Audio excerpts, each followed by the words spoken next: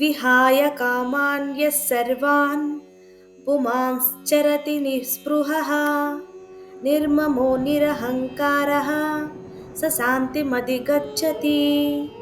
పద అర్థం చూద్దాం రండి. విహాయ విడిచి, దూరం చేసి, కామాన్ కోరికలను, యహ ఎవడు, సర్వాన్ అన్నింటినీ, పుమాన్ ఆ మనిషి, తరతి జీవిస్తాడు, సంచరిస్తాడు, నిస్పృహ ఆసక్తి లేకుండా, నిర్మమః నా అనే భావం లేకుండా, నిరహంకార అహంకారం లేకుండా, సహ అతడు శాంతిం అధిగచ్చతి నిజమైన శాంతిని పొందుతాడు.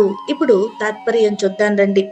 అన్ని కోరికలను విడిచిపెట్టి, ఆసక్తి లేకుండా, నా అనే భావం లేకుండా, అహంకారం లేకుండా జీవించేవాడే నిజమైన శాంతిని పొందుతాడు. ఇప్పుడు సందర్భం చూద్దాం రండి. 2వ అధ్యాయం 70వ శ్లోకంలో కృష్ణుడు కోరికలు వచ్చిన కదలని స్థితి గురించి చెప్పాడు.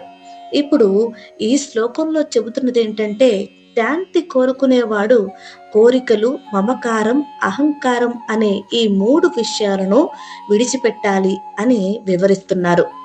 భగవద్గీత మరింత మందికి చేరువ కావాలి అంటే నా వీడియోని మీరు తప్పకుండా లైక్ చేయాలి. లైక్ చేసి మరింత మందికి చేరువయ్యేలా చేస్తారు అని కోరుకుంటున్నాను. ధన్యవాదాలు.